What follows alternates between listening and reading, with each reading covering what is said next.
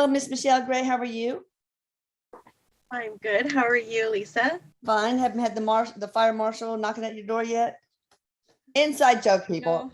No, Inside joke. no, So, it's hello, been out Eric, now. my love, my immortal beloved. He says, "Hi, Mom." He's like, "I love you. I I love you love so you." much. Oh, all right. Well, we're going to see if Naomi Judd can come in so we can speak to that lovely lady. She sure is here. Tell me She what you is. see, Um, Miss Alice. so she's showing herself waist up is what I can see. Okay. And she's got white on and it's very feathery looking. Oh. Like it's quite beautiful. Hmm. And she also has what looks like a tiara. But her top half looks like there's a little bit of a cape to it and lots of feathers. Okay. Awesome. Well, thank you for coming in and agreeing to allow us to interview you, Miss Judd. I guess I want to start by saying, did you have any reason, these are from the community, these questions, for leaving the night before your induction into the Hall of Fame? I mean, did being inducted into the Hall of Fame have any effect on your passing? Well, first of all, hello. She says, "It's a pleasure to be here and a pleasure Oh, to be with everyone." She says, "I feel so much love. And, oh, um, I just want to thank everybody for all the love and the prayers that are sent to me and sent yeah. to my family." She also wants to say that she has, like she says, that I am well and capable to be here to have this conversation today. So I want y'all to know that this is very important to me to be able to share this and to share information. And so I don't want you to worry about me one bit. She's saying there must be some people worried that it's too soon for her. And she says, it's not Yeah, too soon. that's good. I'm okay. Um, so first of all, what she's saying is, um, she says that the best way to explain it is that it was like a mountain of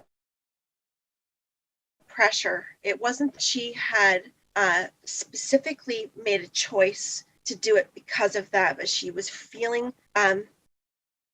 She says there was so much pressure on her. And she says, "I didn't know that I could do it." It was like not being able to do it, not being able to put a face on one more time. And she says it was a very confusing, um, she's calling it almost like an animalistic feeling to her. Yeah. It was like something had taken over. Like you had to So, hide. I think I kind of get it. Like it's like a yes, she famous didn't want to be comedian. alone. Yes, famous comedian say, and he gets in a horrible fight with his wife and wants to divorce him, and then you have to go on that evening, and he's like, ugh, I just want to call in sick. It's kind of like that, isn't it? Like it's too much, Yes, especially given your mental yes. illness. And she said there was no like real thought to it could have been any day. She said it's Okay. just that's where everything had mounted. That was Yeah. that point. You just couldn't have been up to that big ceremony, etc. Right? Much. Okay, now I understand you were a nurse, just like one of my daughters. As a nurse, what could have prevented the outcome of your passing?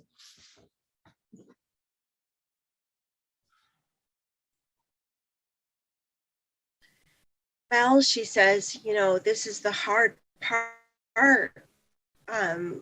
What many, she says that know me, and many that are hearing this right now that have experienced the same. And she says, Elisa, she says, Mm, you know this too. I know. Is what could we have done different? And she Yeah. says, and there's really not anything that anybody else could have done differently. Okay. And I did everything that I knew that I could do. I did everything I could in my power. And as a nurse, she says, it got to a point where it was something very, very private inside of me. And she keeps using the example of like this. It's like this, almost like something overcoming her. Yeah. It's like it's not sensible. It's not like I can make sense of it. It's almost like you're in a trance when you're marching toward taking your life. Yes. Yeah. Yes. Okay. Was it a planned exit point? She says no. Okay. She could have gone further. She says that was a choice that she made. Okay. She says that she says I gave up. I was ready to give up. That was my choice. And she says, and I'm okay with that. She says I could have gone further, but she says the suffering was hard. Oh, Suffering was so Erik, you can chime in too. I mean, you've been there. There's a lot of commonality. What Erik is sharing, circumstances are different, but they're sharing some very familiar feelings. And what Erik just said was that animalistic feeling that it's like observing yourself. Yeah. It's like being out of your own body and observing yourself, thinking, I know what I'm doing, but I'm so detached from myself. And that's the way she's showing, and they're sharing that same feeling. Okay. Was anybody else involved in your decision to take your life?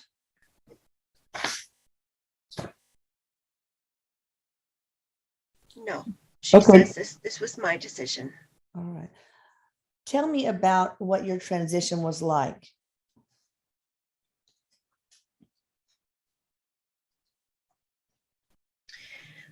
Well, she says,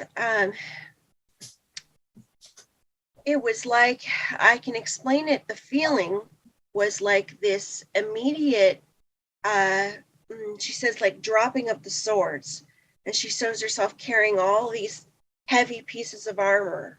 Oh. She says, and all of a sudden I dropped all these swords, but yet I still had a few with me, because she says, it's the realization of, in one hand, it's over. And in another hand, it's what has begun for everyone else. Yeah. And she says, and I did see that. And she talks about being with the family. She's giving me emotion without heaviness. She's showing that there is everything moving very quickly. It was like everything happening at once very quickly, being able to hear her family talking. And at the very same time, she says, feeling a pulling to like being aware of being moved over. And she keeps saying to safety, being moved to safety, like there was care for her. She says that she knew that she was not alone. And she knew she would not be alone. She says that exiting the physical world, she knew she would not be alone. She says, I knew that. I was certain. I knew I would not be alone. And so she's showing an older woman that's there with her. And this feels like a grandmother. Okay. Because somebody's taken her hand, but she stayed with her family. And so there was a period of time, for our understanding, a period of time of being there with her family in the physical and holding the hand of this older woman at the same time. And she is making herself look real small, like she's holding an apron, like holding onto the apron of it feels maternal. It feels like a grandmother. Okay, holding on to no. Oh, Bella. Okay. How long after your passing were you found? She says very quickly. Okay. It's very quickly. And how did you deal with the response to, the reactions?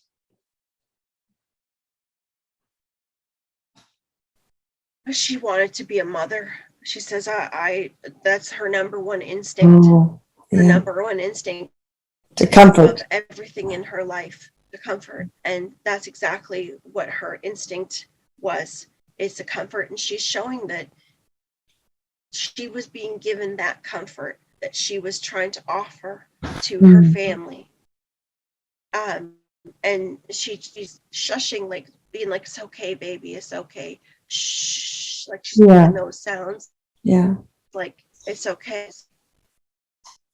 Were you taking any psychiatric medications before your death? She says yes, she was. Did it have anything to do with you feeling suicidal? Because sometimes, especially when you first start, then they can, She contribute. says no. Okay. Was your depression and struggles resulting in that resulted in your death some sort of spiritual contract that you? Yes, she says that she had many things. She says that her life, much of what she experienced was part of her spiritual contract. And so the way she's explaining it is the adversity that she had experienced through her life, it would always have like an action and would have a reaction. But they're the physical ailments, because she had some physical ailments as well that she worked through. But the depression was also part of that. It was like a reaction to things that were put in her spiritual contract. She says, why was it there? She says, I'm a teacher, I'm a healer.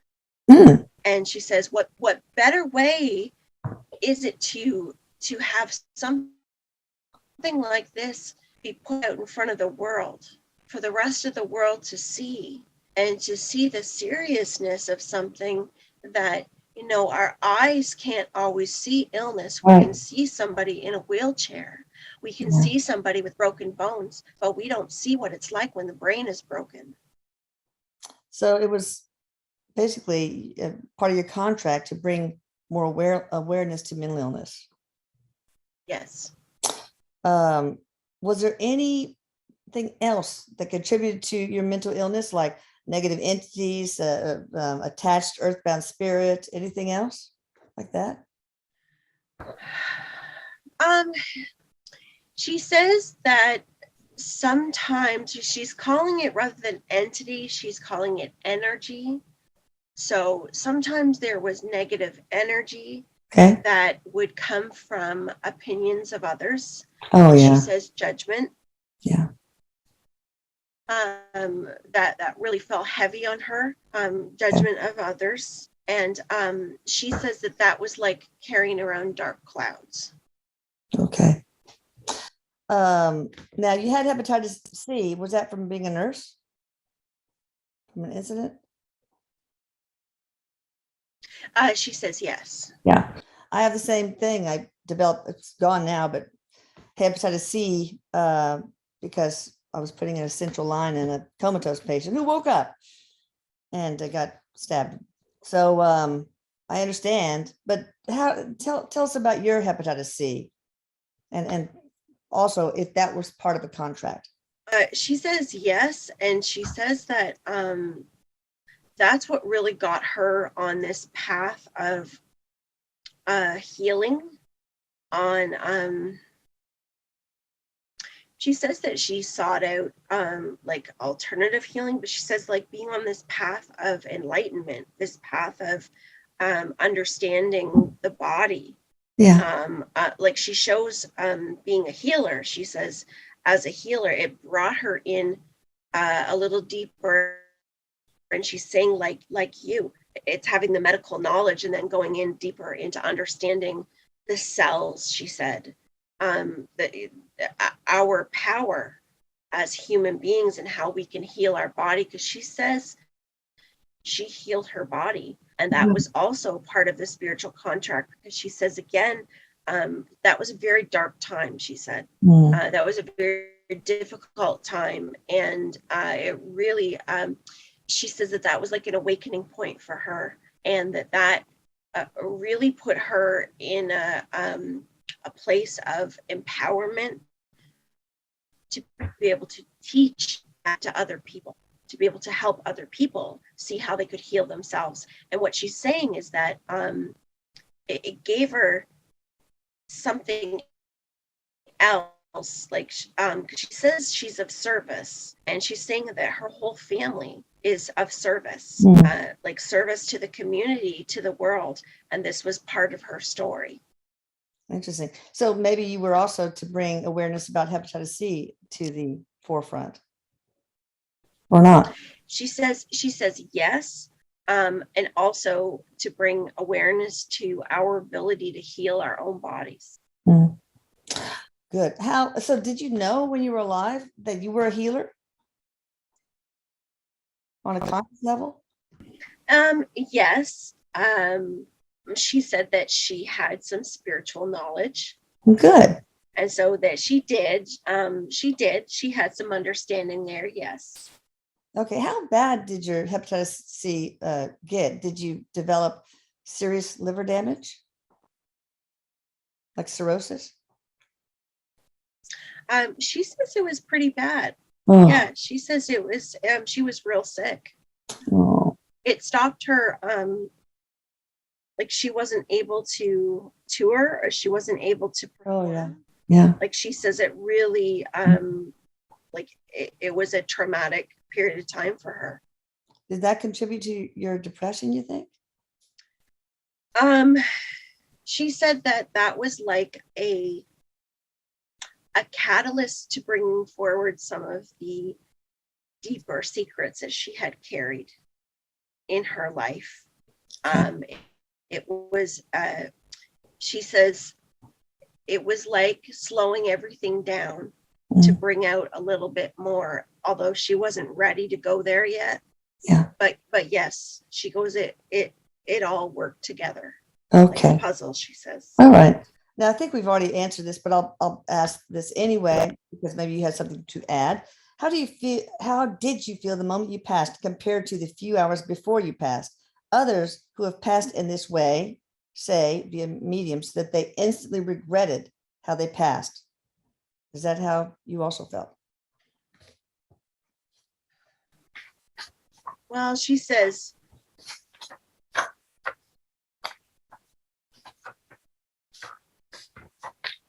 I have to say that I felt relief, because for the first time, I felt that heaviness was gone. She says, where I could use that word regret, and she says, and I say it carefully because I regret the pain that my family had to experience and still experience. Yeah. Okay. My eyes have become open. Like she says in London. Okay. Were you and your daughter's MKU subjects? I guess mind reading things. I'm not sure. She says no. Okay. What do you think of the country music now versus back in the day? What is your opinion? Well, she says, I like it all. She says it depends on what kind of mood you're in. That's true. She says there's times that that nostalgic, and she's talking about the twang. Oh yeah, right. A twang to the old country music that just can't be beat. She says it just makes you want to tap your toe and harmonize and sit out on the porch and look over the hills. But she says that the new music, she says, there's still a story to it. And she says in movement, and she says, sometimes you can get up and really dance and shake your tail feather to some of that. It depends on what you're in for, but I like it all. Oh, good. Now, what did you love most about singing with Winona?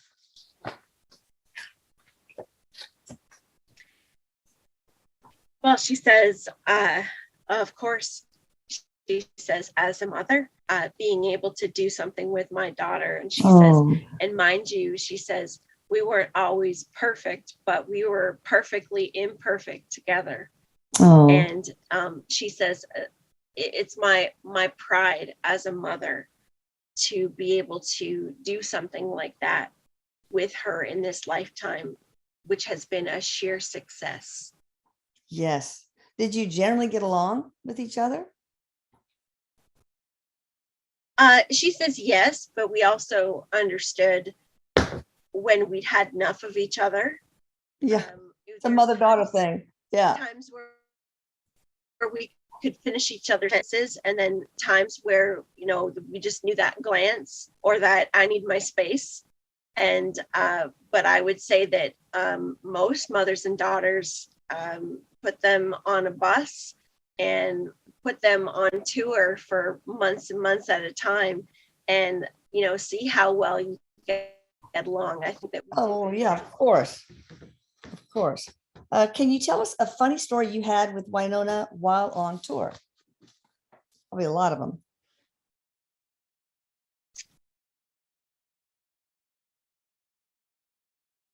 She's talking about well, she says she's not really saying a particular one, but what she's saying is that sometimes she could get her feelings hurt. Oh yeah. Okay. Like she says, like, somebody say something to her and get her feelings hurt. And she's talking about Winona. She might be able to say some things to me, but she would not let somebody say something to me. Oh, so she was your big defender.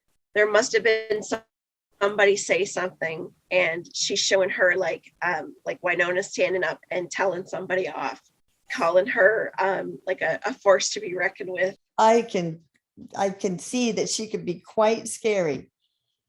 What was your favorite part about your life as a country music legend? Oh, she says there's so many. She says the people.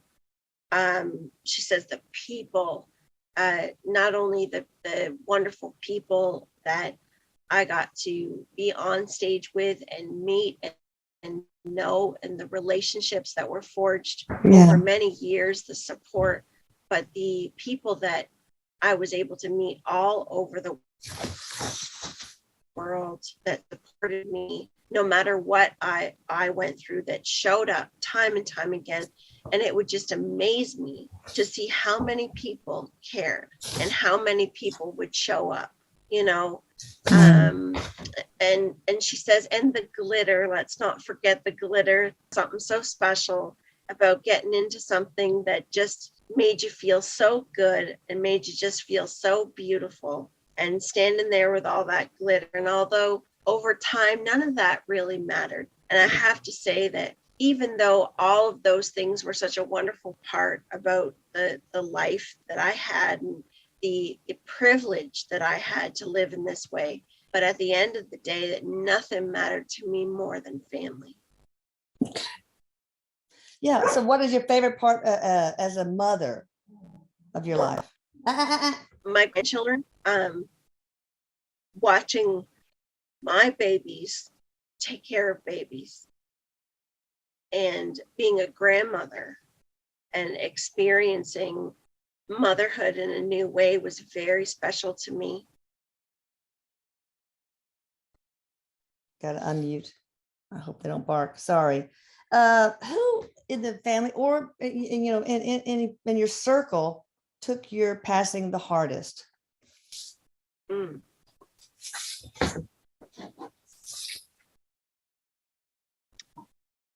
Gosh, she's really she's thinking real hard about this one, because she says that everybody has and she says that one of the girls, she says they've had to be so brave in different ways. She says, I really can't say one took it harder than another, because there's a lot of broken hearts right now. Oh gosh. Do you try to communicate with your daughters? I do. And she says through music. Do you think they realize that? Yes, they do. They do. They feel me. She also says smell. So like a floral smell as well comes from her. Do you think they're fairly spiritual, or both of them? They know that I still exist. They may not Oh, good. understand exactly where I am Yeah. and exactly what I'm doing, but they know I'm still around. Okay. And she's also saying that, this is going to further their own spiritual searching. And she says that they do have knowledge. They do have knowledge because they've been on their own journeys themselves. Do you have a message for each of them, or for them as together? She says, I have so much gratitude for you. I love you so much. I have so much gratitude for you. I want you to know that there's nothing in this world that could beat the love that I know that I have in my family. And I want you to know that there's nothing that you could have done differently. I want you to know that I'm okay, that I'm taking care of things on this side. And I want you to know that I'm right there with you every single day. That's beautiful. I hope that helps them. What was it that made you want to become a country music singer with your daughter? Well, she says, it's natural. It was something that came natural. Yeah. So it really wasn't this idea that it was going to get as big as maybe we had hoped it would be, but didn't really know that it would come this big. But it actually started out with having a lot of fun and harmonizing and being able to play with music. And before you know it, it was like just the right thing to do. It just kind of kicked off and away we went. And before we knew it, we were singing in front of crowds and Wow. there we have it. So did you and Winona start like in the kitchen when she was 6 years old singing? And how did the whole thing begin? She says music, this is like through her childhood. She says music was something that we'd be singing along no matter what we'd be doing. Singing along outside, singing along inside. That was part of the entertainment.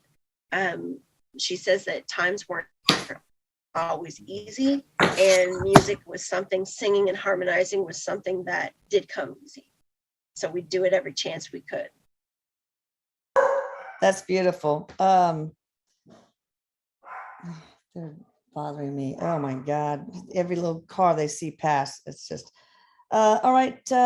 What area? Oh yeah. Tell us about your childhood a little bit more.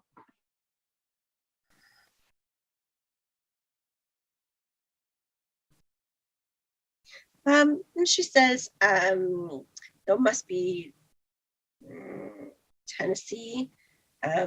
She's showing like hills like Tennessee or Kentucky in that area. And I only know that because I know that area on the I-75. I can see that whole area that she's showing me.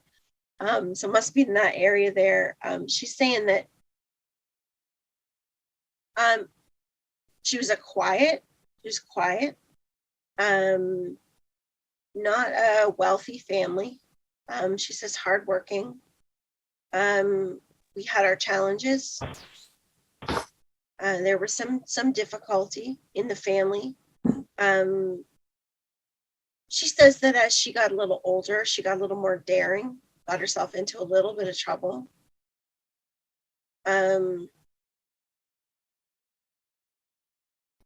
She's saying like very typical for back in that era. Like they must have lived kind of on the outskirts or in the country, and the towns nearby were very small, because she's showing me like a lot of gossip. There was a lot of talk. And this must be when she got pregnant with Winona, real young, because she's really focusing on being a real quiet girl, and then kind of maybe people looked at her differently, or her family looked at her differently. Her mom was at home.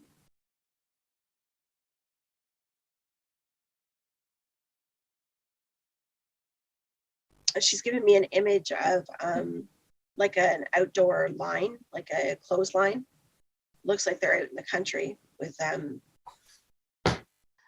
Were your parents good parents, or was one of them abusive in any way, or?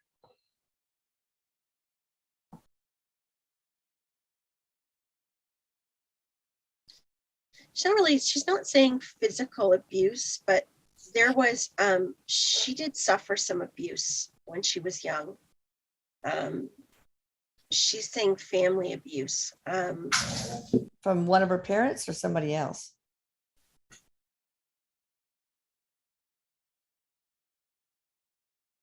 There may have been something that went on with the parents themselves, but Okay. there's somebody else in her family, like there's another male in the family, and she's also like she had suffered, because she says this is where the secrets came from. The secrets in her life had come from childhood when she was little. Yeah. Girl. All right. Was it sexual abuse or psychological abuse, verbal abuse, neglect? Sexual abuse. Oh, did a family member get you pregnant with Winona, or was it somebody outside of the family? No, that was someone. She says that she was in love. Oh, okay. Well, that's She good. was pregnant with Winona, that she was in love. No, Okay. this was she was real young when she was sexually abused. Oh, terrible. I remember seeing, this is interesting because we just talked about this. I remember seeing interviews with you years ago about the fact that we all have the power to self-heal on a cellular level. Can you share any knowledge about this from the other side? Maybe you've already covered it. Yeah, so, right. Or have we covered that enough? Well, she's just saying, and her and Erik are kind of conferring here and talking about it and just saying what's the easiest way that we can express this. But of course that your body is very intelligent, and your cells are like a universe, an intelligent universe that is listening to you. And so you have the power to be able to direct those cells in your body for healing. And she's just saying that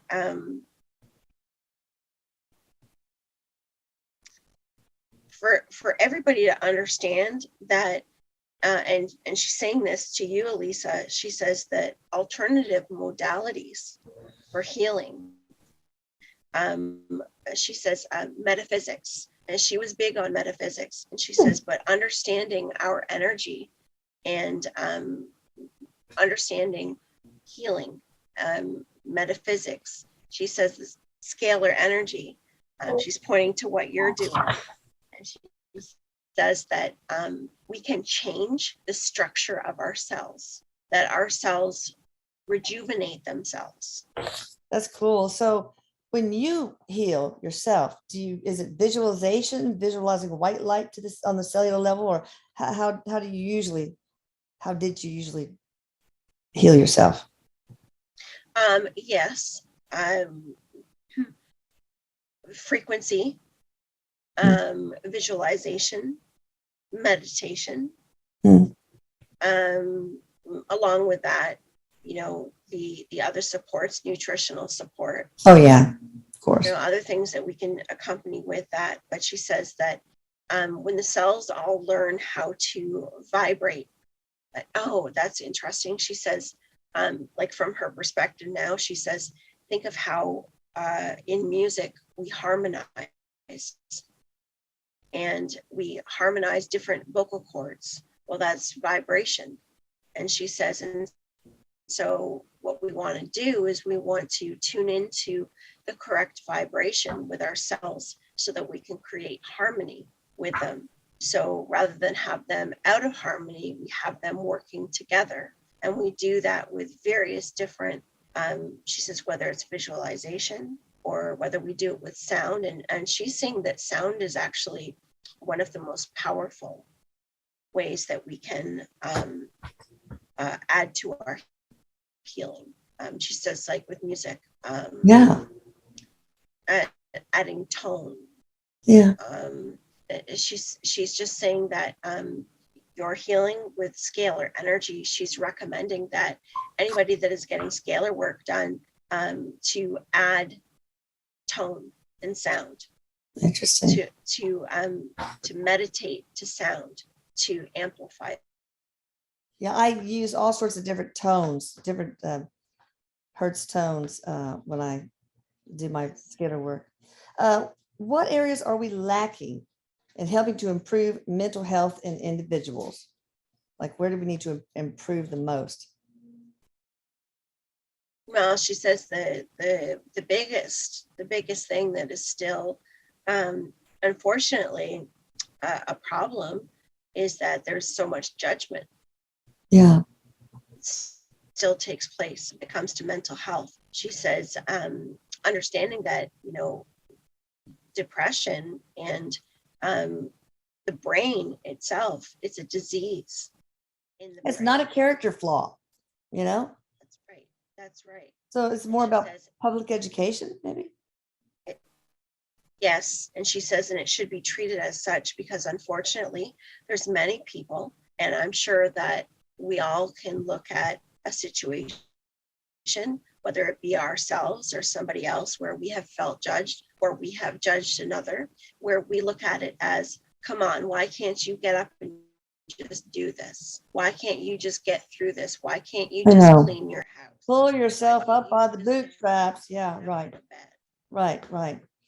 Well, I've always said that I think it would be interesting and maybe helpful to have regular, at certain grade levels, regular psych evaluations, so that kids don't slip through the cracks and then one day they shoot up a school classroom. I mean, just a standardized test, and whenever they're, I don't know, one first grade and then maybe fifth grade and maybe middle school, high school, maybe that would help. She says yes. She says yes, because there has to be as much focus on the health of our mind and on our emotional health as there is on our physical health. Yes, right. All right. Were you here to learn anything? Patience. What about to teach? Well, we're here to teach what? The awareness of mental health, or truth. Truth. She's here to teach truth. Oh, wow. That must not have been easy, because you were burdened with so many secrets early in your life, It was not easy. It was not, and it meant many different things at different times in my life. How did your family deal with your pregnancy? Were they upset? Mean? Yes. Yes, at first they were. Okay. Sure. Yeah, that was back in the day. We worked through it. It was generational. Oh, yeah, of course. All right. Any advice for musicians who are needing to play for nothing just to keep in shape?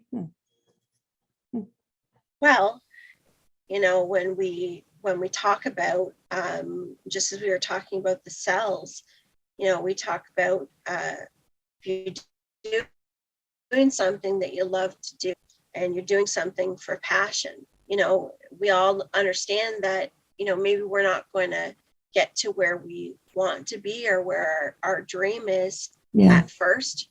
But if you hold that idea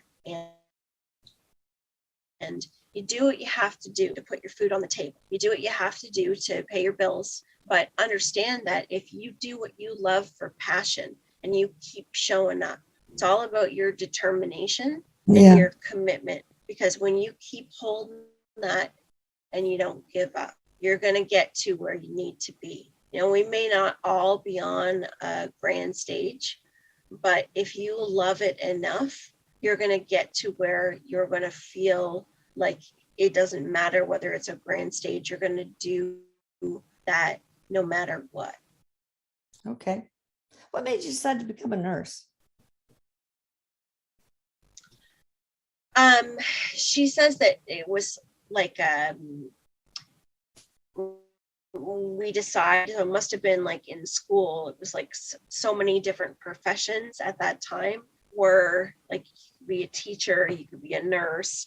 She's showing like having a selection of different things to do, but it was a maternal draw for her. It was like her nature as a healer. She felt she found it interesting and she liked to take care of people.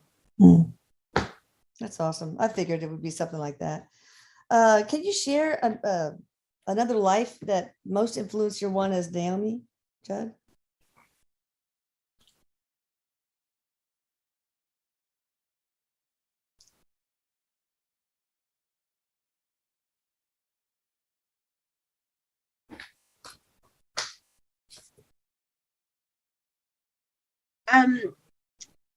She's showing like a silent film actress. Oh,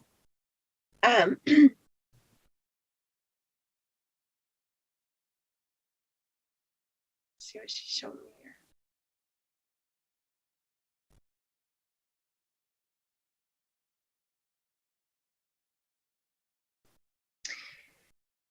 Okay, so I'm seeing like a black and white scene, and she's saying a silent film actress. okay. She's saying being in the movies, and so this was. She passed early. She says that she took her own life. Yeah. She's calling it something that was like.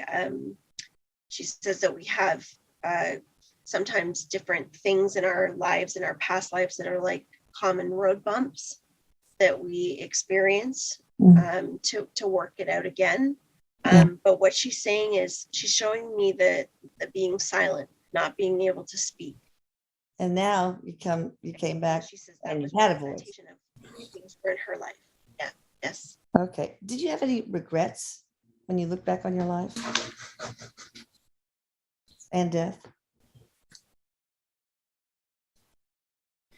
Well, she says,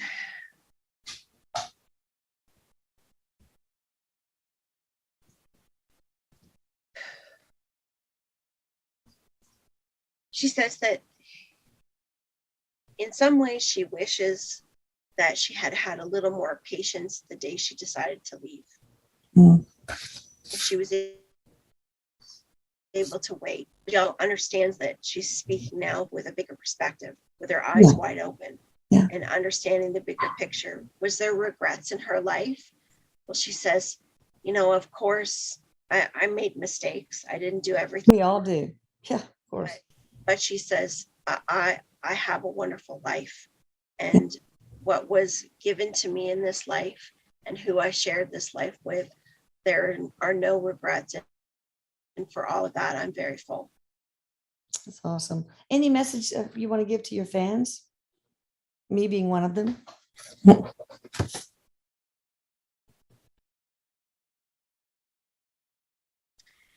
she says, thank you. And she says, I love you all very much. She says, thank you for all the tributes and for all the love, for the prayers. She says that she's showing me like music notes with words that are all coming in like floating in the ethers, like on the stars. Yeah. She collects them all, getting them all. So she says, thank you very much for all of that. She says, I thank you for continuing to support my family and for praying and loving on them. That means a great deal.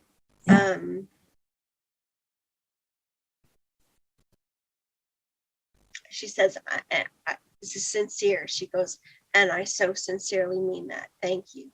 Oh, is there any fun little known fact about you that you want to share that pretty much nobody knows except for you? And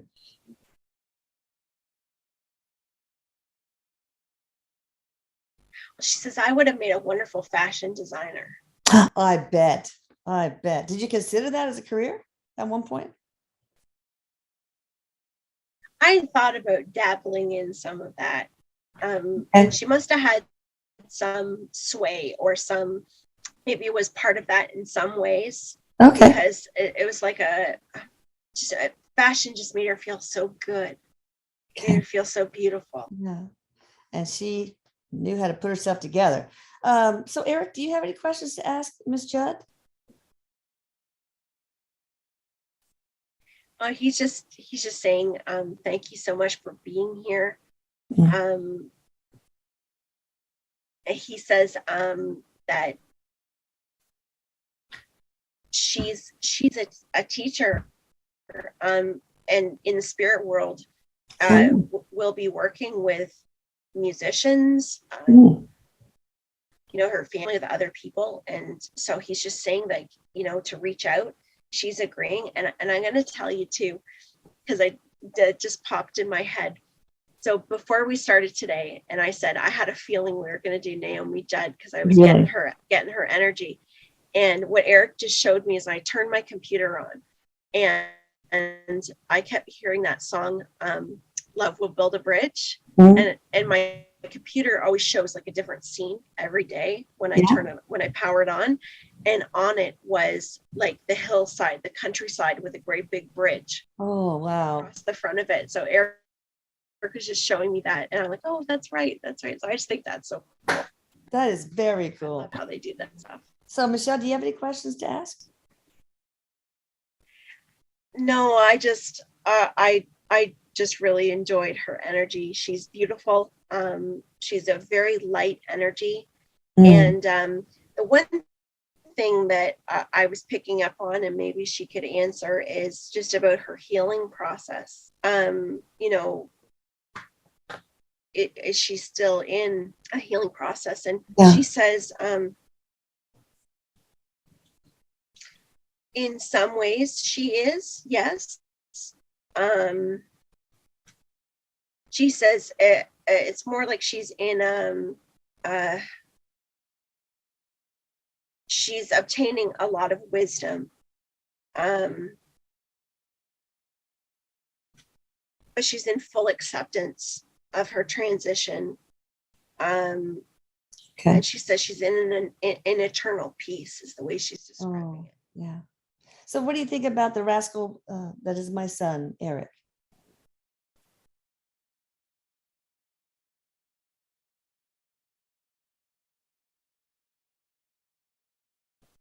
Well, she says that he is, she says that he's like a gateway, a beautiful gateway to so many different places in this universe. Mm. She says he is opening so many doors for human beings, for mankind. And she says, and for the spirit world.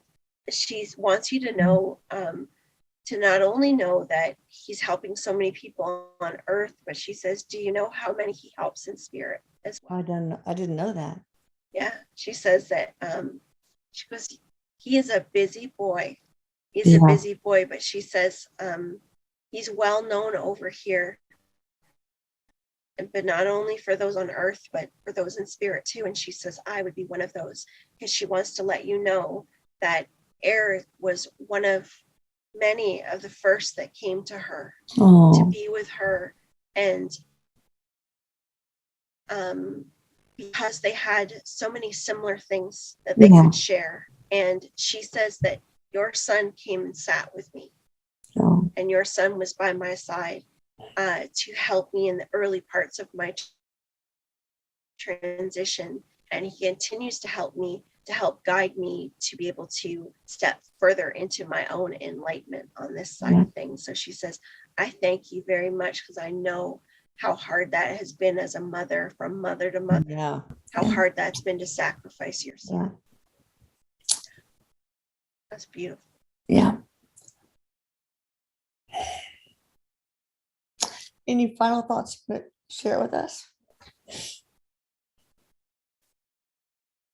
She just says she loves you. Thank you for letting us interview you. And thank you, Michelle, who's awesome. You guys can get in touch with her at thehealing-art.com. I love you, Erik. I love you, Michelle and NAOMI. Love you, Mama. Okay. She says, I love you. And I love you too. Thanks. Bye.